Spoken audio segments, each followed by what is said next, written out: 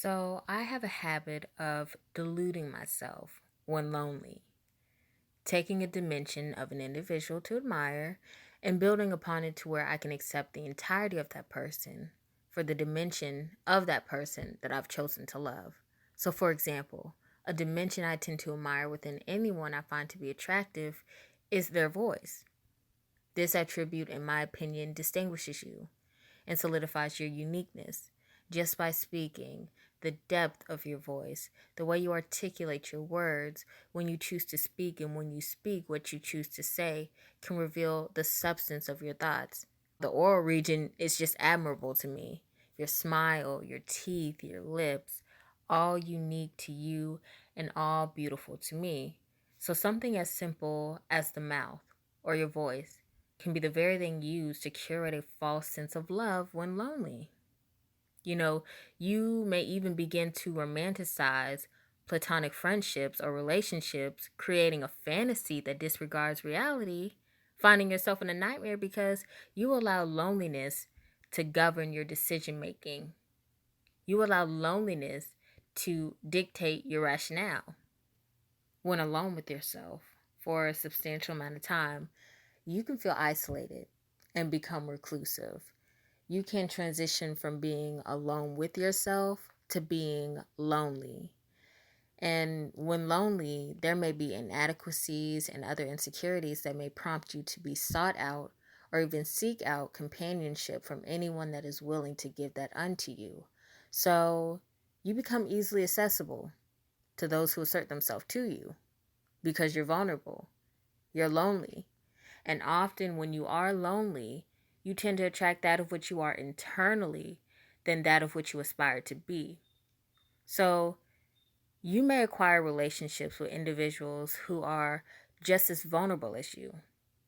Together, you both sustain a toxic dynamic that is susceptible to toxicity and even manipulation. I think one of the worst experiences, one of the worst feelings you can experience that tends to accompany loneliness is being manipulated. Being manipulated is one of the worst feelings you can feel. And oftentimes it's going to be by the people that are closest to you. So say you're a male and your female friend breaks up with her partner. And given her vulnerabilities, you seduce a suggestive moment that otherwise would have never happened if that woman weren't so vulnerable.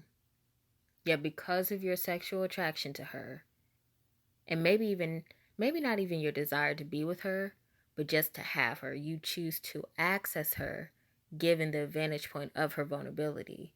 So with this example, where I'm getting at is the most familiar people will be a threat to you when vulnerable and will attempt to manipulate you for personal gain when given the opportunity, because it's easier to diminish your quality with quantitative pursuits when it's already been tainted. So if you're vulnerable, ladies, if you're vulnerable and someone values and respects you, especially your male friends, their admiration for you should always overcome their desire to use you selfishly, and vice versa. Oftentimes it's going to be the people closest to you because those are going to be the people you seek for refuge, that you tend to confide in, and they have all the access to your truth, to your experience, to you. They have all the access to manipulate you. You got to be careful when you are dealing with loneliness, when you are dealing with insecurities, when you're dealing with anything that diminishes your quality. You have to be very wary of the people that come along your path, because they may be just as vulnerable as you are. They may be the external representation of what you're going through internally. So you have to be wary, even if they are the people that you're closest to. Because one of the worst feelings you can feel when lonely is manipulation. Manipulation alone is one of the worst feelings you can feel, but just to be manipulated when you're lonely, that's something else. I also believe that one of the worst things you can become, if ever manipulated, is a manipulator. Take, for example, me. given my emotional awareness, my spiritual discernment, and my personal connection to the divine feminine, I can be very persuasive. I could be as vindictive, as manipulative as I want to be if I wanted to be. You know, I find it quite easy to make circumstances and individuals work in my favor, being that I am so observant. I know what you like, how you like it, when you like it, and how you don't. So, as a manipulator, my primal instincts, given the circumstances, could prompt me to select an individual who is devoted to loving me and willing to invest in me, be subservient unto me, someone that is malleable.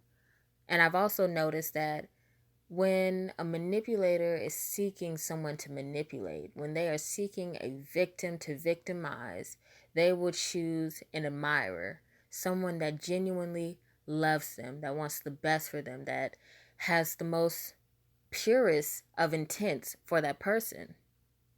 So, for example, because I'm always going to give examples. For example, say you break up with a partner, and to distract yourself until you and your partner reunite, you spark a flame with your admirer. You do this because you can't have the person that you want, or maybe you're not even the person that you want, yet alone the person that you want. That I don't know how to say it. Okay, so wait. So you can't have the person that you want, and the person that you want doesn't want you because you're not the person that you should even be. And maybe you're not even the person that you want to be. So basically, all that I'm trying to say is whether you're not the person that you want to be, whether the person you want to be with doesn't want to be with you, you choose someone that wants you and all of your imperfection, given all your flaws, that person still wants you. And because you can't have what it is that you want, whether it's internally or externally, you are going to use that admirer to gain some form of fullness for that emptiness you possess. And I think one of the worst things you can do, especially after being manipulated, is to become a manipulator because you're still vulnerable and you will always leave the situation just as empty as you came.